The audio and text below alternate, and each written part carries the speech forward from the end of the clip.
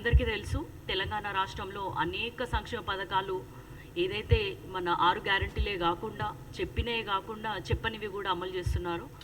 ఇప్పటికిప్పుడు మన తెలంగాణ ప్రజలు మెచ్చుకుంటున్న అతి మంచి పథకం ఏదైనా ఉందంటే అది సన్నబియ్యమే.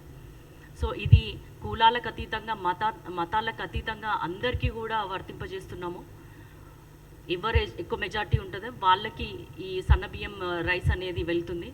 అదే కాకుండా భూభారతి చట్టం అంతకుముందు ఇంత అన్యాయంగా ఒక రైతు కూలి లేదా కౌలు రైతు వీళ్ళందరూ భూమిని దున్నుకున్నా కూడా వాళ్ళకి అది వాళ్ళ చెంత ఆ భూమి లేకుండా చేసినటువంటి ధరణిని కాదని ఇప్పుడు భూభారతిని తీసుకురావడం జరిగింది. అందరికీ న్యాయం జరగాలి, అన్ని వర్గాలకు న్యాయం జరగాలి అన్న ఉద్దేశంతో మన ముఖ్యమంత్రి రేవంత్ రెడ్డి గారు విద్య, వైద్యము, మహిళ, యువత ఇలా అన్ని వర్గాలకి న్యాయం చేస్తున్నారు. మనకు అందరికి తెలుసు, మొన్నటికి మొన్న నేను యంగ్ ఇండియాకి బ్రాండ్ అంబాసిడర్గా ఉంటా అన్నటువంటి మన ముఖ్యమంత్రి మాటల్లోనే మీరు విన్నారు.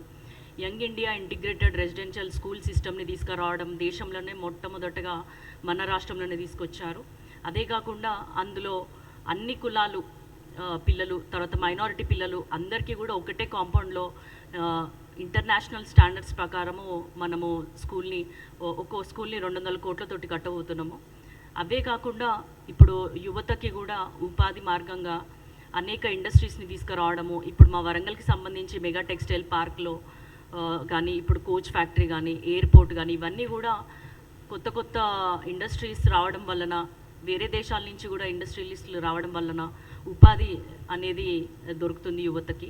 ఇట్లా ప్రతి వర్గాన్ని, మహిళలకు సంబంధించి ఇందిరా మహిళా శక్తి క్యాంటీన్లు కూడా ఎక్కడెక్కడ గవర్నమెంట్ లైక్ కలెక్టర్ ఆఫీసులు కానీ లేకపోతే గవర్నమెంట్ రెవెన్యూ ఆఫీసెస్ కానీ ఎక్కడైనా కన్నా ఈ మహిళా ఇందిరా శక్తి క్యాంటీన్స్ని ఓపెన్ చేయించి మహిళలకు ఉపాధి కలిగిస్తున్నారు. మహిళలు కోటీశ్వర్లు కావాలన్న ఉద్దేశంతో మహిళలకి అనేక సంక్షేమ పథకాలు తీసుకొచ్చారు. పిల్లలకేమో ఇంటిగ్రేటెడ్ యంగ్ రెసిడెన్షియల్ స్కూల్స్ కానీ ఇవన్నీ చూసుకున్నట్టయితే ఈ కులాలకి ఏమో బీసీ కులగణన చేశారు. మనం 42% రిజర్వేషన్ ఇద్దాం బీసీస్కి అని చెప్పి మొన్న ఢిల్లీలో కూడా మేమంతా ఒక ధర్నా చేయడం జరిగింది. దానికి వివిధ పార్టీల నుంచి, వివిధ రాష్ట్రాల నుంచి ఎంపీస్ దేశవ్యాప్తంగా రావడం జరిగింది. వాళ్ళ సంఘీభావం తెలపడం జరిగింది. ఇంత గొప్ప కార్యక్రమాన్ని చేపట్టినటువంటి మన ముఖ్యమంత్రిని కూడా అభినందించడం జరిగింది. అదేవిధంగా రాహుల్ గాంధీ గారి మీటింగ్ ఏదైతే మొన్న రీసెంట్గా అహ్మదాబాద్లో ఏఐసిసి మీటింగ్ చాలా పెద్ద ఎత్తున జరిగింది. అందులో ఆదర్శంగా తెలంగాణ రాష్ట్రాన్ని తీసుకొని దేశవ్యాప్తంగా ఇలాంటి మంచి మంచి పథకాలు అమలు చేయాలని చెప్పి రాహుల్ గాంధీ గారు చెప్పడం జరిగింది. మన తెలంగాణ రాష్ట్రంలో బ్లాక్ ఇన్ఛార్జ్ నుంచి మొదలుకుంటే పిసిసి ప్రెసిడెంట్ వరకు కూడా ప్రతి ఒక్కరు కూడా రాహుల్ గాంధీ గారి ఆర్మీ లాగా, రాహుల్ గాంధీ గారి ఒక సైనికుల్లాగా పనిచేస్తూ ఖచ్చితంగా 2029లో మొన్నటికి మొన్న మేము చూసిన అహ్మదాబాద్ మోడల్, గుజరాత్ మోడల్ ఎంత బూటకంగా ఉందో చూసాము. యుద్ధ దాడిలో పాడైనటువంటి భవంతుల్లాగా ఉంది ఆ ప్రదేశం అంతా కూడా. అట్లాంటి దాన్ని కంపేర్ చేసుకుంటే హైదరాబాద్ ఎన్నో రెట్లు చాలా అభివృద్ధి చెందింది, ఇంకా అభివృద్ధి కూడా చెందబోతుంది. కాబట్టి కాంగ్రెస్ పాలిత రాష్ట్రంగా ఉన్నటువంటి మన తెలంగాణని మోడల్గా తీసుకొని కాంగ్రెస్ ఇతర రాష్ట్రాల్లో కూడా అధికారంలోకి వస్తే ఎలాంటి సంక్షేమ పథకాలు తీసుకొస్తుందో అని చెప్పి రాహుల్ గాంధీ గారు వివరించడం జరిగింది. అదే పని మేము కూడా ప్రతి ఊరిలో, ప్రతి గ్రామంలో, ప్రతి మండలంలో, ప్రతి నియోజకవర్గంలో, ప్రతి ఇంటి చివరి వరకు వెళ్ళి, ప్రతి చివర గుడిసె వరకు వెళ్ళి కూడా మన ఇందిరమ్మ రాజ్యం పాలన ఎలా ఉందో వాళ్ళకి వివరిస్తూ, ఇందిరమ్మ ఇండ్లు కూడా రాబోతున్నాయి, అది కూడా మాకు ప్లస్ పాయింట్.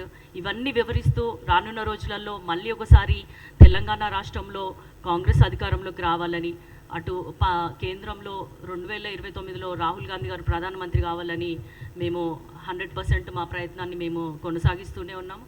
అందుకు తగ్గట్టు మా ఇన్ఛార్జ్ ఏఐసిసి ఇన్ఛార్జ్ కానీ, మినిస్టర్స్ కానీ, ముఖ్యమంత్రి కానీ అందరూ కూడా అంతే తోడ్పాటు అందిస్తున్నారు అని తెలియజేసుకుంటూ, ఇంకొక విషయం ఏంటంటే మనం చూసుకున్నట్టయితే బీజేపీ కేంద్రంలో నుంచి ఇక్కడ బీఆర్ఎస్ని గైడ్ చేస్తుంది కాబట్టి ప్రతిరోజు పొద్దుగా లేస్తే బీఆర్ఎస్ ప్రతినిధులు కాంగ్రెస్ చేస్తున్నటువంటి సంక్షేమ పథకాలకి దిష్టిపోయే విధంగా ఏదో ఒక మాట మాట్లాడుతూనే ఉన్నారు.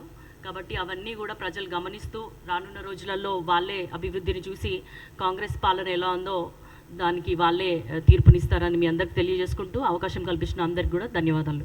Subscribe us and press the bell icon for more interesting updates.